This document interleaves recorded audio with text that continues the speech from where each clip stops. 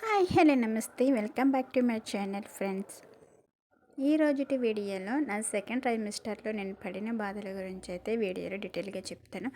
ఎక్కడ స్కిప్ చేయకుండా చివరి వరకు చూసేయండి. అలాగే ఫస్ట్ టైం నా ఛానల్ చూస్తున్నట్టయితే సబ్స్క్రైబ్ చేసుకోవడం కూడా మర్చిపోకండి. ఇంకా థర్డ్ మంత్లో అయితే ఎక్కువ కోల్డ్ చేసిందని చెప్పాను కదా. సో నోస్ అంతా బ్లడ్ కూడా వచ్చేది. ఇక ట్రీట్మెంట్ అవి తీసుకున్నాక తగ్గింది. ఇక ఫోర్త్ మంత్ ఎంటర్ అయ్యేటప్పటికి నాకేమైందంటే ఫస్ట్ డెలివరీకి అయితే సిజేరియన్ చేసినారు, పాప పుట్టింది. ఇంకా ఆ స్టిచ్ చేసేటప్పుడు కొంచెంగా ఒక 4 స్టిచ్చెస్ అనేవి కొంచెం వాటర్ పెట్టినవి. సో ఇప్పుడు అవే స్టిచ్చెస్ మళ్ళీ నొప్పి ఉన్నాయన్నమాట. చాలా అంటే చాలా నొప్పి ఉండేవి, కొంచెం మంట కూడా ఉండేవి అన్నమాట. లెఫ్ట్ సైడు అట్లా ఉండేది అన్నమాట. మనం లెఫ్ట్ సైడే పడుకోవాలంటారు కదా, లెఫ్ట్ సైడ్ పడుకోవడానికి వచ్చేది కాదు, అటువైపు లేవడానికి అయ్యేది కాదు, కూర్చోవడానికైనా చాలా ఇబ్బంది పడేదాన్ని. ఇంకా ఇంట్లో పని ఎక్కువైన రోజునైతే మరి బాగా పెయిన్స్ వచ్చేసి అసలు ఏం చేయలేకపోయేదాన్ని. చాలా పెయిన్గా నొప్పిగా ఉండేది. అలా అని చెప్పి ఇక నేను చూపించుకునే గైనక్ దగ్గరికి వెళ్ళి అడిగితే ఇంకా ఆమె అయితే అట్లానే ఉంటాయని చెప్పేసింది. ఇంకా చూడలేదు అసలే, కనీసం ఆ స్టిచ్చెస్ కూడా చూడలేదు. ఇంకా నాకైతే డౌట్ వచ్చింది, అసలు చూడలేదు కదా, అట్లానే ఉంటుంది అని ఎట్లా చెప్పేస్తారు అని చెప్పి అయితే నేను మళ్ళీ ఇంకో హాస్పిటల్కి అయితే వెళ్ళాను బయట. ఇంకో హాస్పిటల్కి వెళ్ళినప్పుడు ఆమె దగ్గర కూడా ఈ విధంగా ఉంటుంది మేడం అని చెప్తే ఆమె అయితే మామూలుగా బేబీకి స్కాన్ చేసి బేబీ హార్ట్ బీట్ బాగుంది, గ్రోత్ కూడా మంచిగానే ఉంది, ఆ స్టిచ్చెస్ అన్నవి ఇప్పుడు అట్లానే ఉంటాయి, మళ్ళీ ఏమి ఇప్పుడు సిజరీన్ చేసి నీకు అవి తగ్గేటట్టు చేయలేం కదా, డెలివరీ అయ్యే వరకు అట్లానే ఉంటాయి అంది. ఆమె కూడా స్టిచ్చెస్ చూడలేదు.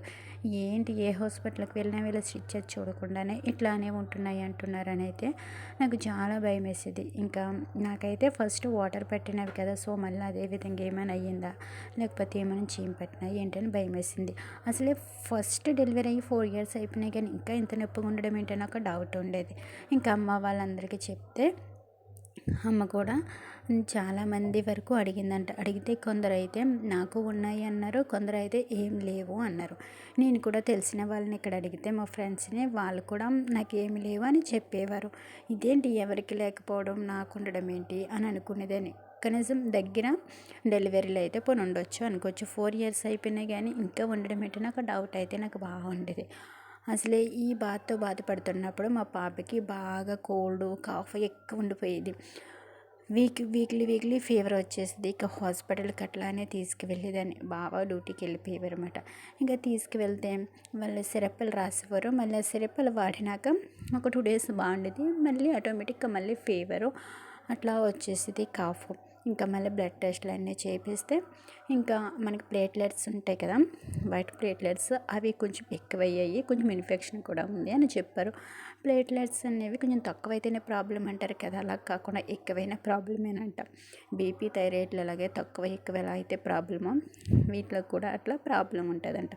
మళ్ళీ వాటికైతే మెడిసిన్ అన్నీ యూజ్ చేసినాక పాప కొంచెం రికవర్ అయింది కదని చెప్పి అయితే మళ్ళీ 3 days స్కూల్కి పంపించినాక మళ్ళీ కాఫ్ ఫీవరు ఫుల్గా వచ్చేసింది. మళ్ళీ ఎందుకు ఇట్లా వచ్చేస్తుందని మళ్ళీ హాస్పిటల్కి తీసుకువెళ్తే ఏమి కాదు, వింటర్ సీజన్ కదా, సో అట్లానే ఉంటుందని వారు మళ్ళీ సిరప్లు పట్టించే వాళ్ళము. మళ్ళీ 2 days 3 daysకి మళ్ళీ వచ్చేస్తుంది. ఇంకెట్లానే ఉంటుంది, ఏం చెయ్యాలి అని అనుకునేదాన్ని. ఇంకా ఒక రోజు అయితే ఫుల్గా ఫీవర్ వచ్చేసి హెడేక్, బాగా వామిటింగ్స్, నైట్ 1 o'clock అవుతుంది, బాగా వామిటింగ్స్ అయిపోయినాయి. ఇంకా నాకైతే మస్తు భయం వేసింది. ఏమిటి ఇంత సడన్గా ఫుల్గా ఫీవరు హెడేక్ అంటుంది, వామిటింగ్స్ అవుతున్నాయి. హెడేక్ వచ్చినప్పుడు పిల్లలకి వామిటింగ్స్ అవ్వకూడదని అయితే అంటూ ఉంటారు కదా. ఇంకైతే నైట్ అయితే నిద్రపోలేదు, చాలా ఏడుస్తూనే ఉన్నాను. ఇంకా మార్నింగ్ లేచిన వెంటనే ఇంకా ఎప్పుడు చూపించే హాస్పిటల్కి కాకుండా ఇంకా వేరే హాస్పిటల్కి అయితే తీసుకుని వెళ్ళిపోయిన ప్రొద్దున్నే లేచిన వెంటనే.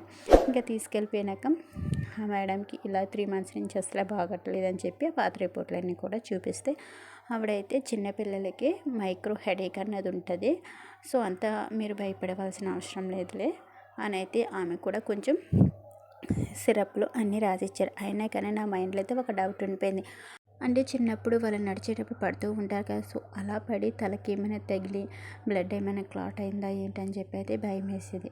ఇంకా హాస్పిటల్కి తీసుకువెళ్ళినా కానీ అప్పుడప్పుడు మళ్ళీ హెడేక్ అంటూనే ఉండేది. ఇంక ఇట్లా కాదని చెప్పి మళ్ళీ ఇంకో హాస్పిటల్కి తీసుకువెళ్తే ఇంకా మేడంకి ఇట్లా ఇన్ని హాస్పిటల్ తీసుకువెళ్ళాను అని చెప్పి మొత్తం జరిగిందంతా చెప్తే ఇంకా నేనైతే అడిగిన మేడం స్కానింగ్ రాయండి అని చెప్తే ఇక సిటీ స్కాన్ అన్నది బ్రెయిన్కి రాసినారనమాట. సో ఇక సిటీ స్కాన్ చేయించడానికి నేను తీసుకువెళ్తే అసలే ఆ మెషిన్లో పడుకోబెడితే అసలే ఉండేది కాదు, ఏడ్చేసేది. ఇంకా అక్కడ ఉన్న వాళ్ళు తర్వాత మీరు ప్రెగ్నెంటా అని అడిగారు. అవును అన్నాను. మరి మీరు ప్రెగ్నెంట్ అయితే ఇలా స్కానింగ్ రూమ్లోకి రాకూడదు, ఎవరినైనా అటెండర్ని పిలవండి అన్నారు. మళ్ళీ అప్పుడు మా బావకి కాల్ చేస్తే తను వచ్చినాక అప్పుడే ఎత్తుకుని పక్కన పడుకుని ఉంటే అప్పుడు స్కానింగ్ తీపించుకుందన్నమాట. ఇక రిపోర్ట్ వచ్చినాకైతే హాస్పిటల్కి మర్నాడు మళ్ళీ తీసుకువెళ్ళాక మేడంకి చూపిస్తే రిపోర్ట్లో ఏమీ లేదు, ప్రాబ్లం అయితే ఏమీ లేదు, కొద్దిగా న్యూస్ దగ్గర కొంచెం వాపు ఉంది, అంటే ఎక్కువ జలుబు చేయడం వల్ల అంది. అప్పుడు నా మైండ్ అయితే రిలీఫ్ అయింది. ఇంకా ఇలా జర్నీ చేయడం ఇంకా వరుసగా 2 డేస్ 3 డేస్ ఇక హాస్పిటల్కి వెళ్ళి రావడంతో నాకైతే ఈ స్టిచ్చెస్ అనేవి బాగా పెయిన్ ఎక్కువైపోయాయి అన్నమాట.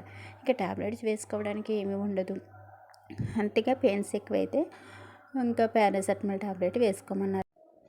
ఇలా పాపని హాస్పిటల్ తిప్పడము, పాపని హాస్పిటల్కి చూపించడము, ఆ హడావిడిలో పడిపోయి అయితే ఇక నేను మొత్తము 3 నెలల్లో చేయించుకోవాల్సిన యాంటీ స్కాను ఇంకా 4వ నెల వచ్చేసి 2 వీక్స్ అయినా కూడా చేయించుకోలేదన్నమాట.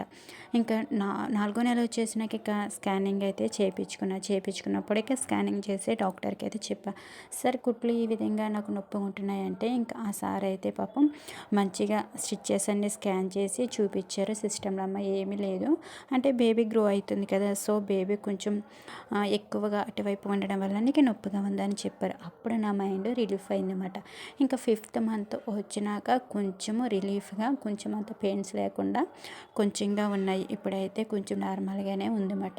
ఇంకా పాప కోసం కూడా ఇప్పుడు ఎటువంటి దిగులు లేదు, ఎందుకంటే ఇంకా స్కాన్లో కూడా ఏమీ లేదని చెప్పారు. అలాగే వింటర్ సీజన్ కాబట్టి ఎక్కువగా పిల్లలకి ఈ విధంగానే ఉంటుందని చెప్పారు. అంటే ఇక మనకు మైండ్లో ఒక డౌట్ ఉండిపోతే అది క్లియర్ వరకు మనకు అదే విధంగా ఉంటుంది కదా, సో నా స్టిచ్చెస్ డౌట్ కూడా క్లియర్ అయిపోయింది. నాకు కడుపులో ఉన్న బిడ్డ కన్నా కానీ కళ్ళ ముందు ఉన్న బిడ్డకి బాగాలేనప్పటికీ చాలా అంటే చాలా భయం వేసింది, చాలా అంటే చాలా టెన్షన్ పడిపోయినా.